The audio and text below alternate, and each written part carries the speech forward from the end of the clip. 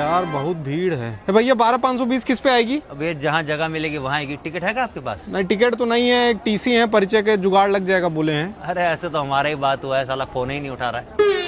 अरे भैया थोड़ा जल्दी चल लेते हैं यार। कहाँ जाना है आप? सुल्तानपुर। अरे सुल्तानपुर ही जाना था तो लिफ्ट ले लेके चले जाते यार। तो सर आप ही लिफ्ट लेके चले गए होते। अरे हमारे पास नई साइकिल है, भतीजा के लिए लिया हूँ और हमको दरभंगा जाना है। तो दरभंगा में साइकिल नहीं मिलती है? हेलो सर, हृदय नारायण फूफा आपका नंबर दिए थे, स्टेशन पे आ गया हूँ टिकट को लेकर। हाँ कल करिए फोन। हेलो भैया आपका कंफर्म सीट है, शेयर करेंगे? नहीं भाई। अरे भैया जल्दी करो यार। अरे आपको जैसे जाना भाई साहब, हमको भी जाना है। अरे हमको नहीं जाना, हमको भीड़ कवर करना है। जर्नलिस्ट हम, रिपोर्टर हैं। तो भीड़ को पेल के ही भीड़ कवर करेंगे।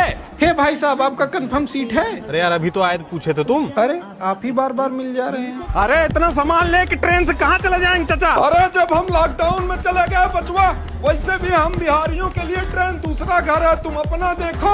एक्सक्यूज मी भैया आपका कंफर्म सीट है?